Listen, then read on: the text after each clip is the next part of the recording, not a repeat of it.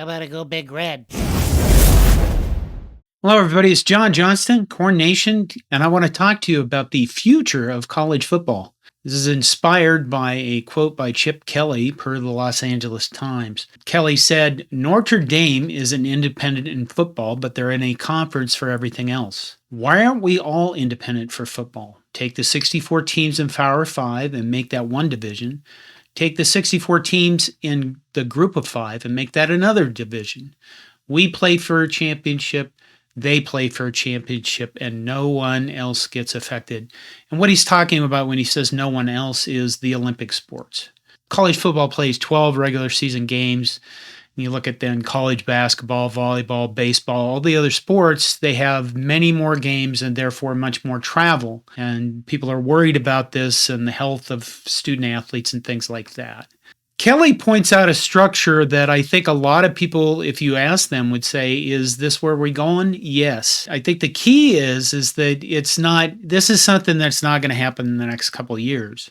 You know, it might happen in the next decade because college football takes a while to happen. I also want to include a quote from a recent Stuart Mandel mailbag. Stuart Mandel is a writer for The Athletic. I think he's one of the better writers in college football.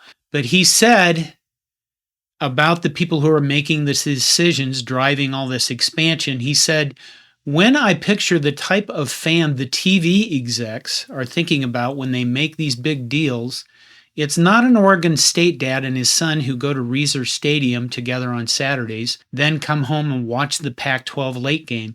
They're picturing a New York Giants fan in Queens who can't name a single current college football player and could give two craps about Oregon State. But if they see Ohio State is playing USC on a Saturday, they'll stop what they're doing for an hour and watch." And he goes on to say, "And there are millions more Giants fans in Queens or Patriots fans in Southie than there are Oregon State or Washington State fans in the entire United States." Depressing, but true.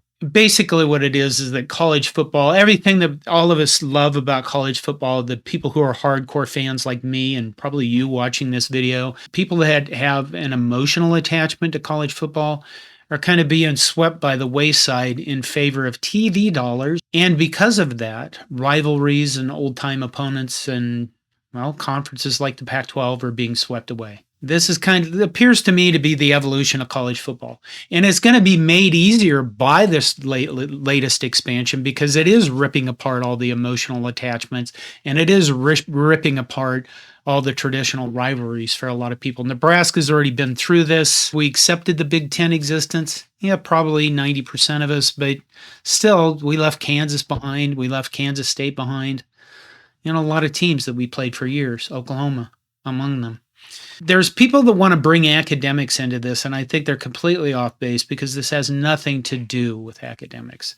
You know, why are Cal and Stanford being left behind? Because they don't appear to care about football and they don't appear to have the viewership.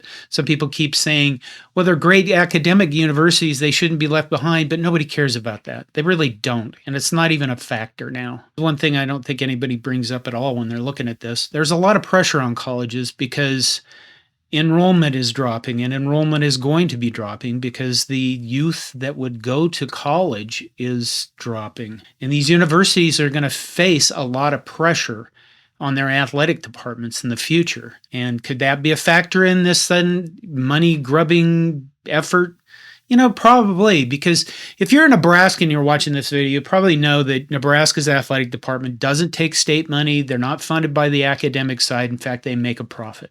Sometimes they give it back to the university, if not all the time. I'm not 100% sure on that. Nebraska is rare. Most university athletic departments do not make a profit. They have to borrow from the academic side to live, to continue to exist. This is only going to get more difficult because right now the whole cost of college is under fire. Do kids, younger people, want to go into massive amounts of debt to get a college degree that may not be as worth as much as they were told previously? And that's having a huge effect, and I can't imagine what effect it's going to have going forward, but it is a factor. One other factor, at some point you would think that with all of this happening, that the federal government is going to rule that, quote, student athletes, quote, are going to be employees. I mean, if you're making billions of dollars in a sport that they're playing and they're spending tons of time on it, they're probably going to be ruled to be employees. Now, the key here is that going to affect just revenue sports like football and men's basketball? Is that going to cover all sports? Or baseball players, volleyball players, women's softball players? Are they going to be considered employees? Depends on the ruling and what the requirements are to be an employee. And then what about Title IX as it affects all of that? So the idea that we're moving forward into like a semi-pro or pro concept with college sports just seems like an evolution that's taken a place across the broader America where everything is about the almighty dollar. And there's not even a nice veneer to hide that anymore. If you're one of those people who thinks all the money going into athletics isn't sustainable, I'm going to throw another weird curve at you that nobody brings up. And that is the effects of artificial intelligence. Right now, the writers are on strike, the actors are on strike. And the reason they're on strike, the biggest reason, is they don't want to be replaced by AI, and the studios want to use AI to write a lot of their scripts. AI is going to make everything as bland as possible. It will take humans to make good stories.